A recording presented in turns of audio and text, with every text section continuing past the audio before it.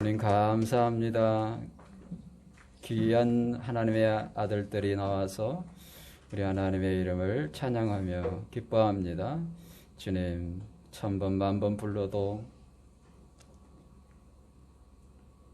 감격에 감격이 이어지는 그 믿음, 주님 오실 때까지 이어지게 하여 주옵소서. 예수님의 이름으로 기도합니다. 아멘. 오늘 본문은 아주 중요한 내용입니다. 성경에 중요하지 않는 본문이 없지만 오늘 본문과 다음 주 본문은 아주 의미가 있고 중요합니다. 왜냐하면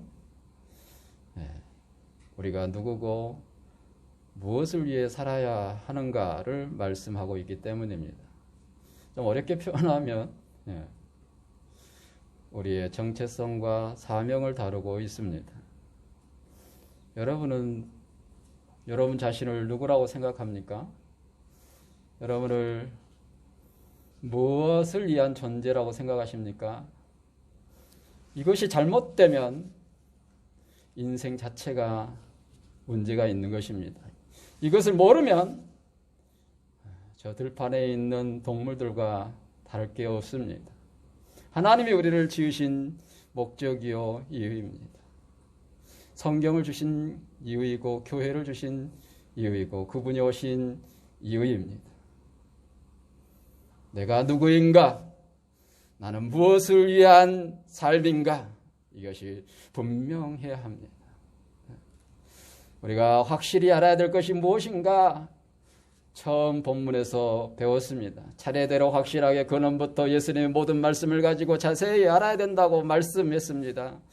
완벽하게 육하원칙으로 의해서 예수님을 확실하게 알고 알려야 할 것을 말했습니다. 그것은 복음이라고 두 번째 본문에서 얘기했습니다. 그 복음으로 이 땅에 오신 예수님이 복음이다 하는 거예요. 예수님이 성육신하여 이 땅에 오신 그 예수님 자체가 우리에게 복음이다 하는 거예요. 많은 사람들에게 기쁘고 행복하고 좋은 소식들이 있을 것입니다. 그런데 진짜 우리가 좋아하고 행복하고 미치도록 1000번 만번 불러도 감격할 수 있는 그 이름 예수, 그 예수님이 우리의 복음이 되어야 한다는 거예요. 더 많은 것이 우리의 복음이 아니에요. 전 세계의 장부가 되는 게 1등하는 게 출세하는 게 성공하는 게 우리의 복음이 아니에요. 우리가 추구하는 복된 소식은 예수님이 인간의 몸으로 우리를 구원하게 오셨다라고 하는 이게 복음이라는 거예요. 이 놀라운 복음을 전하기 위해서 우리가 있는 거고 교회가 있는 것입니다.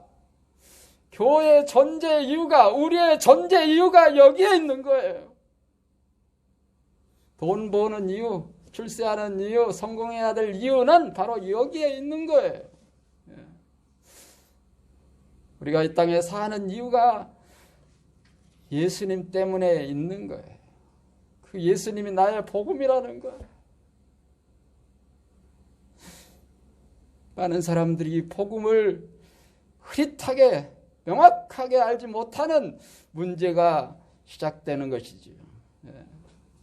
여러분, 이 복음 대신 예수님이 누구라고 이 앞주에 우리가 얘기를 들었습니다. 성경 전체를 통해서 예수님 사역 전체를 통해서 하고자 하는 얘기가 복음으로 이 땅에 오신 예수님이 그러면 누구냐?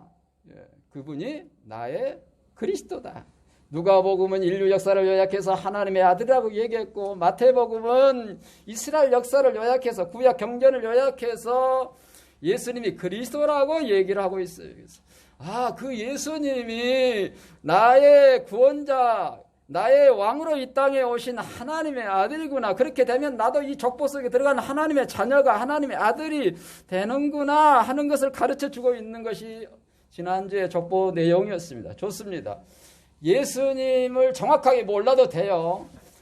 예수님을 어떻게 알든지 상관없습니다. 그러나 지금부터 그 예수님을 정확하게 알아야 되는 것이죠. 그것을 얘기를 하고 있는데 예수님을 정확하게 아는 사람의 특징을 오늘 본문은 두 가지로 15절, 16절, 17절, 15절에서는 정체성, 16절, 17절에서는 사명을 다루면서 얘기를 해주고 있어요. 우리에게 이 정체성과 사명이 없다면 그것은 예수님을 정확하게 알고 있지 않는 거예요. 자, 예수님이 하나님의 아들 그리스도라고 배웠습니다. 이것을 이렇게 성경 전체가 증명해 가고 있습니다. 좋아요. 예수 그리스도를 내가 이제 확실하게 알기를 원합니다. 그러면 어떤 존재가 됩니까? 뭐하는 사람이 됩니까?가 15절이고 15절이 어떤 존재가 되느냐, 뭐하는 사람이 되느냐는 16절, 17절에서 얘기하고 있다 이 말이에요. 할렐루야. 예수님을 우리가 그리스도로 믿으면 나의 정체성과 나의 사명이 분명해진다 하는 거예요. 그래서 5절에서 7절에서는 요한의 가문을 다루고 있고 8절에서 23절까지는 사가랴가 천사를 만난 그 장면 속에서 요한이라는 아들을 주겠다는 내용이 들어있고 24절에서 25절 내용은 사가랴가 의심했지만은 벙어리가 10개월 될 정도로 의심을 했지만 그 부인 엘리사벳 나이 많아 한 번도 애를 낳아보지 못하고 이제 경수가 끊어서 얘도 낳을 수 없는 그 나이지만 하나님의 강권적인 능력으로 여호와의 말씀에 능치 못하심이 없다라고 한 하나님의 그 능력으로 출산하게 임신하고 출산하게 되는 놀라운 3가지 구분 사건으로 기록되어 있는 것이 본문의 구성입니다. 5절에서 7절은 요한의 가문이 어떤 가문이었냐? 가문이었어요. 하나님이 인정하는 가문이었어요. 하나님 앞에서 의인이다. 사람 앞에서 의인일 수는 있어요. 형식적으로 가식적으로 하면서도 속으로는 안 그런 척 하면서 속으로는 안 그러는데 겉으로는 그런 척 하면서 누구네 뭐네 하면서 그럴 수 있어요. 그런데 사람이 안 볼 때도 하나님 앞에서 그 마음과 중심과 그 삶 속에서 정직했다는 거예요. 하나님 앞에서 의인이었다. 여러분, 의인은 함부로 칭호받을 그런 얘기가 아니죠. 완벽했다 이 말이에요. 그런데 완벽한 문제가 있는 거예요. 하나님 앞에 완벽했는데 인간으로 볼 때 완벽한 문제가 있는 거예요. 문제가 심각한 문제가, 보통 문제가 있는 게 아니에요. 이 자손은 더불다 아론의 가문들이었습니다. 훌륭한 부부였습니다. 완벽하게 하나님의 말씀과 계명대로 살았다고 했어요. 흠이 없이 행하더라 그랬어요. 그런데 큰 문제가 7절에 있습니다. 잉태하지 못한 거예요. 여러분, 당시에 잉태하지 못한 얘기는 3가지 정도로 얘기를 합니다. 죄가 많아서 저래. 우리는 모르는데 저 사람 아마 죄가 엄청 많으니까 애를 못 낳을 거야. 애를 임신 못 할 거야. 아니면 저 사람은 마귀에 사로잡혔는가 봐. 귀신의 역사가 아주 강한가 봐. 저 사람 집안에 하여튼 마귀가 강하게 잡고 있어서 저희 몸을 잡고 있어서 저렇게 임신을 못한 거야. 그렇게 생각했어요. 3번째로는 아니야. 천벌을 받았어. 저주받아도 톡톡히 받았네. 제사장 부부가 애가 없다는 것은 그 말이 돼? 뭐 어떻게 하려고 그래요? 우리가 또 그러면 처자들을 바쳐야 돼야 뭐 어떻게 해야 되는 거야 이거. 그러면서 많은 사람들에게 지탄을 받는, 저주받는, 멸시천대받는 그런 분위기였어요. 완벽한 가정이었습니다. 완벽한 부모였습니다. 그런데 큰 문제가 있었어요. 그러나 하나님 앞에서 이들은 신실했다라고 하는 거예요.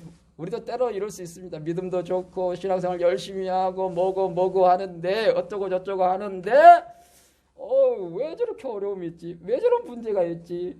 누구도 이해할 수 없는, 나 자신도 이해가 안 되는 그런 문제를 부딪힐 수가 있지 않습니까? 그런 오해를 받을 수 있지 않습니까? 그런데도 나는 하나님 앞에 신실하냐? 할렐루야. 누가 알아주지 않아도 하나님은 내 마음을 아셔. 그 믿음이 우리에게 있는 것이지, 있어야 되는 것이지. 이 사가랴의 부부에게 그런 마음이, 그런 믿음이 있었어요. 그런데 희한하게도 하나님의 때가 된 거죠. 마침 하나님의 때가 됐어.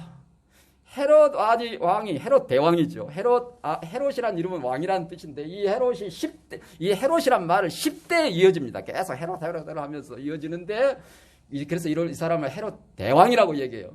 헤롯 대왕 때, 하나님의 역사적인 시기 때, 메시아가 와야 하는 그때 마침 그때에 사가랴가 아비야 반열에 속했는데, 아비야 반열은 제8반열이었어요. 24반차 반열이 있었었는데 8번째의 순서 번호 반열이었어요. 그 집단이었어요. 근데 이 아비야 반열에 있는 사가랴 하면은 여호와께서 기억하신다, 그런 뜻이 있어요. 사가랴 이름이. 그리고 엘리사벳 하면은 여호와께서는 맹세하시는 분이시다, 약속하시는 분이시다. 이름이 참 재밌죠. 여호와께서 약속하시고 맹세하신 것을 기억하는 부부요, 이 부부가. 부창부수. 야, 참 멋진 부부지요. 하나님의 약속을, 뭔 약속을 기억하겠어요? 당연히 메시아가 올 것이다라는 이 약속을 기억하는, 그 약속을 기억하는 이스라엘 백성들아, 하나님의 약속을, 하나님이 맹세하신 것을 기억해라 하는 그런 이름을 가지고 있는 이 부부에게 애가 없었었는데, 하나님의 때가 돼서 드디어 사가랴를 부른 거죠. 야, 제비를 뽑았는데, 구약에 제비 뽑으면 하나님의 특별한 선택, 간택, 은혜를 받았다는 표시 아닙니까? 그래서 제비가 뽑혀져 가지고 사가랴가 분향을 하게 되는, 성도들을 대신해서 예배를 하고 기도를 드려야 되고, 그 기도를 가지고 올라가야 되고 신탁을 받아야 되고, 그러는 이 제사장, 하나님과 인간 사이에 대리하는 중간 역할을 해야 되는 이 직임에 뽑힌 것이지요. 여러분, 당시에 2만 명이 넘는 제사장들이 있었습니다. 평생에 한 번 그 제비 뽑혀가지고 그 분향을 해보는 것이 소원 중에 소원이에요. 그런데 사가랴 부부가 뽑힌 것이죠. 사가랴가 하나님의 때가 돼서 뽑힌 거예요. 그래서 밖에서 성도들은 기도하고 있고, 이제 이 사가랴가 가는데 사람들이 다 놀랬을 거 아닙니까? 저 나이든 늙은 아인카렘에 사는 에르살렘의 남쪽으로 10km쯤 떨어져 있는 저 사가랴 열심히 인 것은 내가 알기는 알겠는데 자식이 없잖아. 저주받았잖아. 저주받은 인생이잖아. 낳을 수도 없잖아. 이제는 자식을 임신할 수도 없는 그런 나이잖아. 그런데 저 사람이 뽑혀? 이게 뭐 가다 들어가서 죽는 거 아닌가? 사람들이 이상하게 생각해요.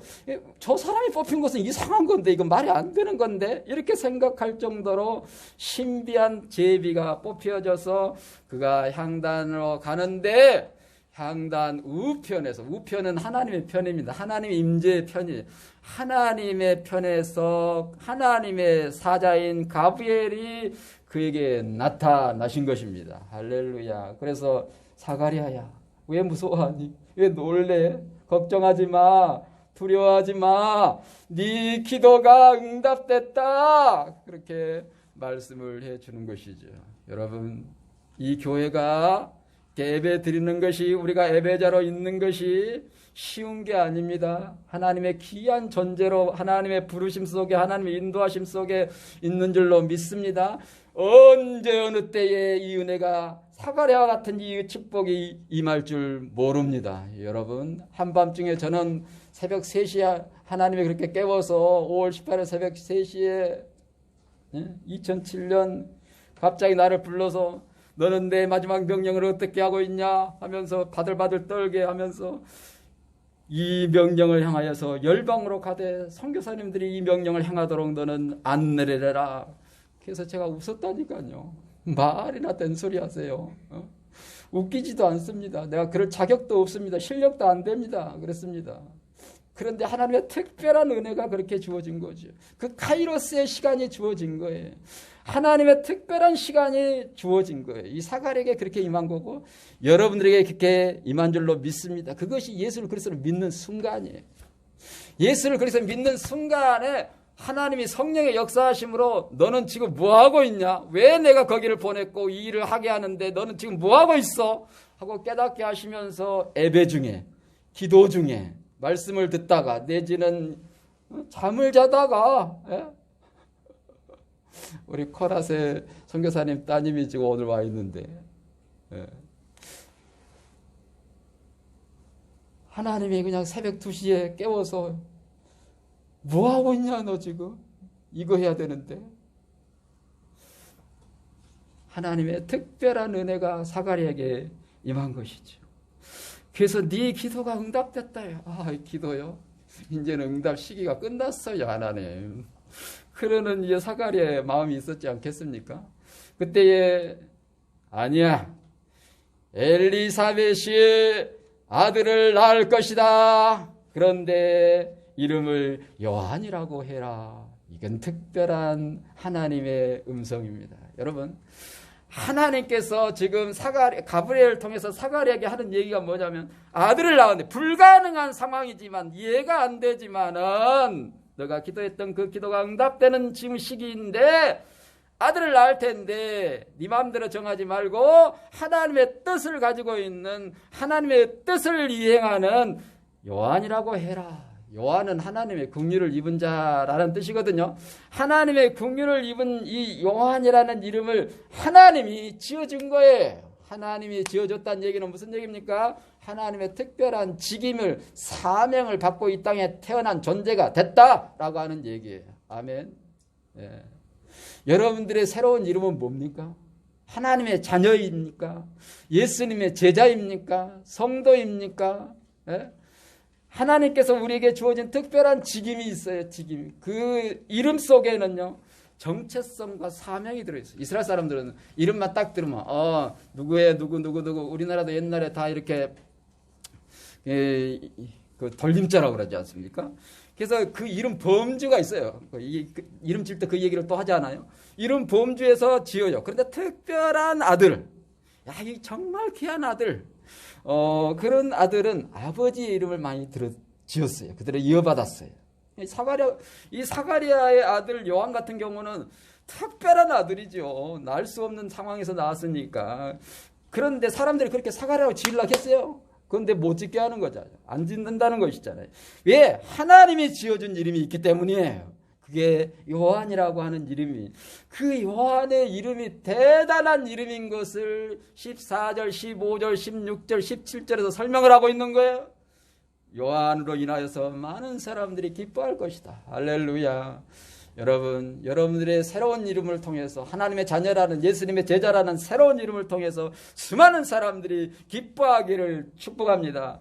하나님께서 우리에게 지어준 그 새 이름으로, 새 정체성으로 인간의 세상의 분모가 가져다주는, 내가 알고 있는, 내가 정립하고 있는 가치관, 세계관의 그런 정체성이 아니라 하나님이 나에게 지어준 그 정체성 이름, 새 이름으로 많은 사람의 기쁨이 되고 하나님의 즐거움이 되는 우리가 되어야 할 줄로 믿습니다. 그래서 많은 사람들이 그로 인하여서 기뻐하게 될 것이다. 너도 기뻐하고 즐거워할 뿐만 아니라 많은 사람들이 기뻐하고 즐거워하게 될 것이다. 왜 그러느냐? 15절에 요한은 이 같은 사람이기 때문이다. 첫 번째, 주 앞에서 큰 자다. 큰 자. 전제가 있습니다. 주 앞에서 큰 자. 그냥 예수님은 그냥 큰 자라고 수식하는데 이 요한은 주 앞이라는 말이 앞에 들어가 있어요. 주 앞에서 큰 자다. 할렐루야. 우리도 주 앞에서 큰 자인 줄로 믿습니다. 이 말은 무슨 말이냐면 요한 다음으로, 예수님 다음으로 요한이 큰 자인데 요한 다음으로 큰 자는 예수님 밖에 없다, 이 말이에요. 이 말은 뭔 말이에요? 요한이 얘기하면 모든 사람들이 다 그 말을 순응하게 돼 있다는 거예요. 그 말을 따르게 돼 있다, 따라야 된다라고 하는 전제가 있는 거예요. 주 앞에서 큰 자다. 요한이 대단한 존재로 이 땅에 태어났다. 요한이 회개하라, 천국이 가까이 왔느니라, 이렇게 한번 외치면 그냥 모든 사람들이 다, 유사일에 그렇게 많은 사람들이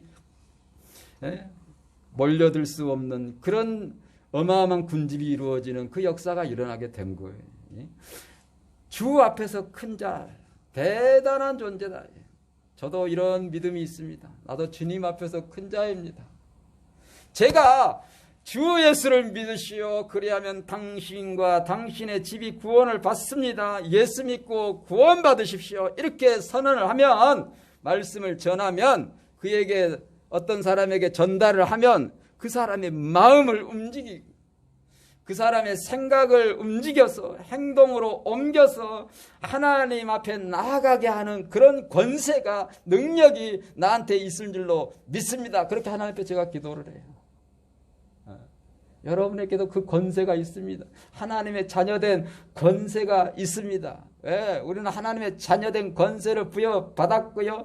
주 앞에서 큰 자 같은 요한과 같은 그런 직임을, 그런 정체성을 우리에게 주었기 때문이에요.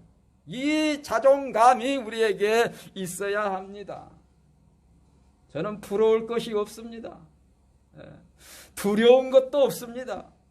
그렇다고 자랑할 것도 없습니다. 왜? 나는 하나님의 자녀이기 때문에, 예수님의 제자이기 때문에, 주 앞에서 큰 자이기 때문에, 주님이 내게 명령하신 대로, 주님이 말씀하신 대로, 말한 대로 내가 말해서 전해야 되는 그런 정체성을 가지고 있기 때문에 저는 부러운 게 없어요. 두려운 사람이 없어요. 사람이 부러운 게 없다는 게 말이 됩니까? 두렵지가 않아요. 지금 당장 죽으라 해도 얼마든지 기다렸습니다, 주님.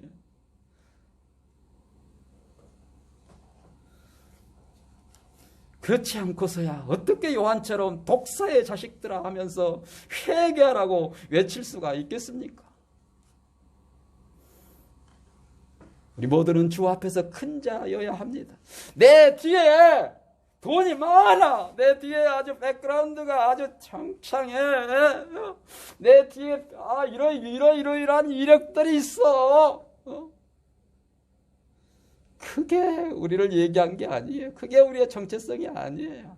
내가 어떤 집에, 큰 집에 살고, 내가 뭐 큰 차 끌고, 내가 뭐 유명하고 어쩌고 저쩌고 하는 그것이 나의 정체성이 아닙니다.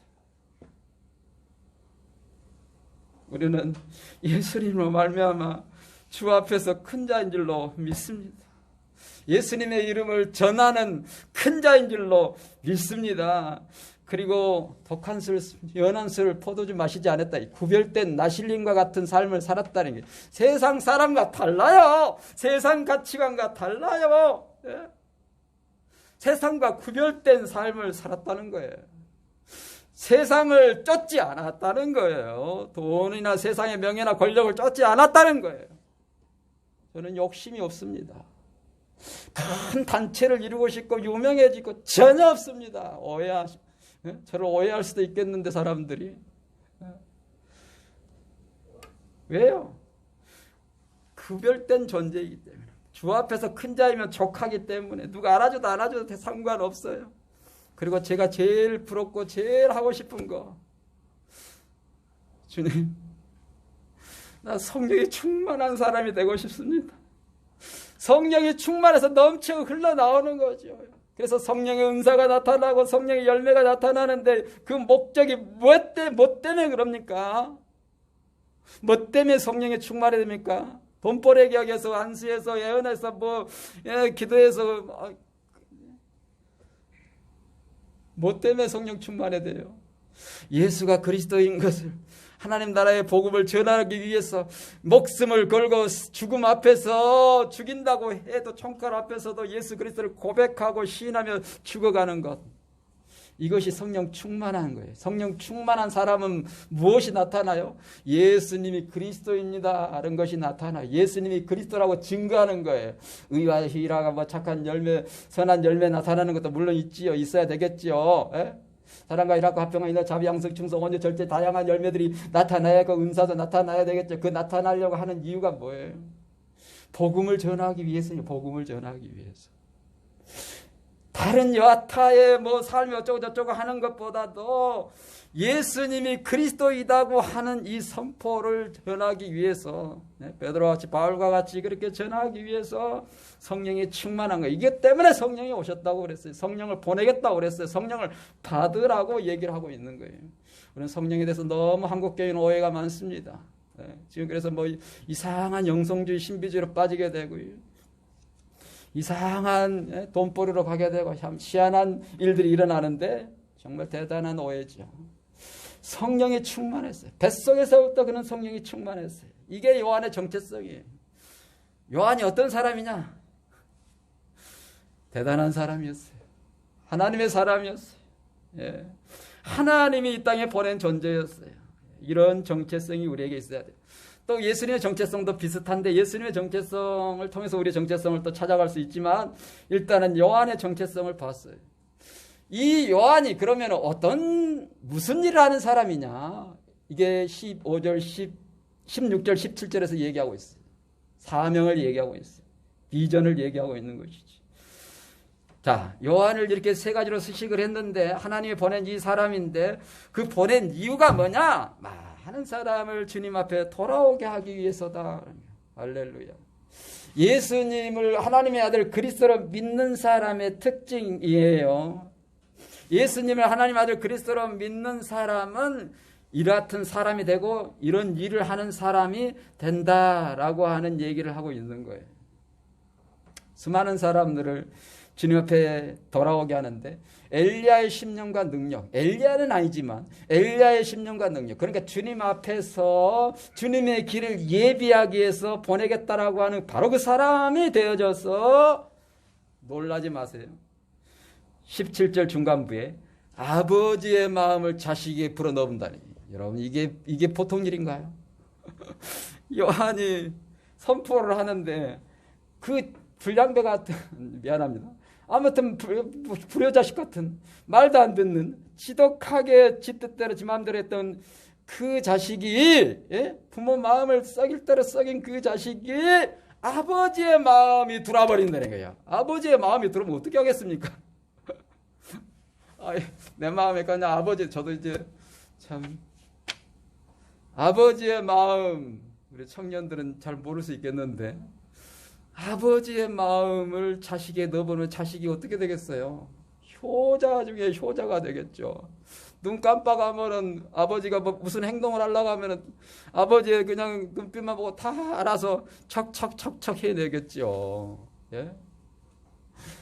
놀라운 사람이야 마음이 쉽게 안 바뀌거든요. 이 사람이 잘 안 바뀌거든요. 그런데 아버지의 마음을 자식에 집어넣어버리는 놀라운 권능이 있다는 거예요. 능력이 있다는 거예요. 대단한 능력이 있죠. 이 사람이 참 고집이 세고요. 자기 감정에 집중하려고 그러고 하나님의 말씀이어도요. 명령이어도 너나 해라 너나 해. 그리고 거스리는 자를 의인의 슬기에 돌아오겠다. 맨 딴지 걸고 노 했던 그런 사람들, 그 불순종했던 그 사람들의 마음을 해야 되겠네. 맞습니다. 따라야 되겠습니다. 순종의 마음으로 바꿔버린다는 거예요. 그리고 마지막으로 주를 위하여 세운 백성을 준비하기 위해서 요한을 보낸다. 요한이 누구이고 뭐하는 사람이냐? 우리 또한 누구이고 뭐하는 사람이냐를 분명하게 예시해주고 있는 것이죠. 요한을 보낸 이유가 뭐예요? 다시 주님이 초림하실 주님을 준비하게 하기 위해서 보냈다는 거예요. 나중에 그런 얘기가 나오지만 우리도 마찬가지입니다. 우리를 왜 이 땅에 보냈습니까? 너는 하나님의 자녀야. 예수님의 제자야. 이걸 알아. 그리고 이 제자인 것을 알고 또 다른 사람에게 제자 되게 해야 될 일이 네게 있다는 것이, 다시 오실 재림할 주님을 준비하게 해야 할 책무가 너에게 있다는 것을 알고 있어야 돼. 제가 중국 천진에 가서 이렇게 사역을 하려고 하는데 어떤 중국 사역자가 저를 안내를 하면서 차를 타고 가면서 선교사님 뭐라고 소개할까요? 그러더라고요. 그래서 제가 한 5분 동안 울다가 대답을 해야 되는데 눈물이 나고 벅차가지고 막 말을 할 수가 없는 거예요. 계속 울다가 한참을 머뭇거리다가 이제 한참 가다가 제가 울먹이면서 그랬어요. 저는 예수님의 제자라고 하면은 충분합니다. 그렇게만 소개해 주세요. 그것도 감당할 길이 없습니다. 예수님의 제자이면 됩니다. 그런데 사역을 하다가 공안이 온다는 거예요. 공안이 오는데 3층에서 이거 뛰어내릴 수도 없고 어떡하나? 갑자기 통역한 사람이 공안한답니다. 챙겨야 됩니다. 뭐 학생들이 챙겨가지고 사역자들이 챙겨가지고 제 짐을 주는데 그 10초도 안 된 상간에 제가 잠깐 여기서 잡혀 드디어 올 것이 오는구나. 그런데 제가 이 팀을 보호하기 위해서 내가 빠져나가야 되겠구나. 그리고 이제 나가는데 공안이 저를 발견 못하고 그냥 갔습니다. 그래서 제가 거기를 많이 갔기 때문에 차가 1시간 정도 가는 거리인데 제가 반절은 걷고 반절은 차 타고 가요. 중국이 많이 그러긴 합니다. 그런데 야간에 많이 걸어요. 그런데 그냥 걸어서 갔어요. 걸어서 가면서 계속 울면서 갔어요. 그러면서 어떤 생각을 했냐면, 하나님, 내가 가짜가 아니라 진짜인 것을 감사합니다. 그 순간에 아무것도 생각이 안 나는데, 주님을 위해서 내가 어떻게 해야 되는가? 여기서 어떻게 해야 되는가? 아무 생각이 안 나는데 오직 주님만 떠올랐던 그 생각이 납니다. 여러분에게도 이런저런 시험이 있을 것입니다. 이런저런 점검하는 확인할 때가 있을 것입니다. 나는 뭐 하는 사람인가? 나는 누구인가? 그런데 사가랴가 하나님 앞에 그렇게 씨름하다가 안 믿고 그러니까 사가랴가 벙어리가 되어져서 밖으로 나갔습니다. 백성들한테 얘기를 못하고 그냥 주저주저하고 지냈는데 임신이 엘리사벳이 된 거예요. 그러면서 임신이 된 엘리사벳의 고백이 대단합니다. 제가 시간이 없어서 줄이는데요. 내가 이렇게 임신된 것은, 이렇게 하나님이 이 일을 하신 것은 마지막 절에 내 부끄러움을 없게 하시려고 이렇게 했다. 내 부끄러움을 없게 하시려고. 부끄러움이 뭐였어요? 수치가 뭐였어요? 멸시 천대받은 것이 뭐였어요? 자식이 없다는 거. 이것이 부끄러웠어요. 저는 이것을 다르게 의역해서 우리에게 적용을 해보면, 내가 누구인지 모르고 사는 것이 부끄러운 거예요. 내가 무엇을 위해 살아야 할지 모르는 것이 부끄러운 거예요. 내가 예수님의 제자고 예수님의 제자 되게 해야 되는데 그렇게 못하고 있는 것이 부끄러운 거예요. 마지막 명령을 잘 알고 이행해야 되는데 그렇지 못하는 것이 부끄러운 것이죠. 내가 예수님의 제자로서 예수님의 모든 말씀을 가지고 또 다른 사람에게 예수님의 제자 되게 하면 내 부끄러움이 사라지는 것이죠. 나의 정체성이 분명해지고 나의 사명이 확실해져서 하나님의 뜻을 이루고 살면 그 어떤 무엇이 좀 부족해도, 돈이 없고 명예가 없고 뭐 생김새가 그렇고 이쩌고 저쩌고 해도 예수님을 인하여서 만족한 것이지, 행복한 것이죠. 여러분들은 누구입니까? 여러분들은 뭐하는 사람입니까? 기도하겠습니다. 주님, 우리가 뭐하는 사람인지 누구인지 알게 하시니 감사합니다. 하나님의 자녀를 넘어서 예수님의 제자로, 이제 예수님의 모든 말씀을 가지고 예수님의 제자 되게 하는, 예수님의 마지막 명령을 이행하는 제자로 살아갈 수 있도록 우리를 축복해 주십시오. 우리 통성으로 기도하겠습니다. 하나님 아버지, 감사합니다. 요한의 모습을 통해서 우리의 모습을 봅니다. 요한에게 행하신 하나님의 그 은혜를 통해서 우리에게 어떻게 해야 될 것을 보게 하시니 감사합니다. 우리의 정체성과 사명을 분명히 하는 저희들 될 수 있도록 축복해 주시옵소서. 하나님께서 우리를 통하여서 하시고자 하는 일이 있으실진데 그 일을 알고 이행하는 저희들 될 수 있도록 도와주시옵소서. 그래서 정말 우리의 올바른 정체성과 사명이 분명해지는 저희들 될 수 있도록 축복해 주시옵소서. 그렇게 하실 하나님을 찬양합니다. 영광을 받아 주옵소서. 우리를 통해서 하나님 기쁨이 되기를 원합니다. 많은 사람들이 우리를 통해서 기뻐하기를 원합니다. 이 교회 하나님 나라의 태국 땅에 열방에 우리가 기쁨이 되기를 원합니다. 예수님의 이름으로 기도합니다. 아멘. 태국 땅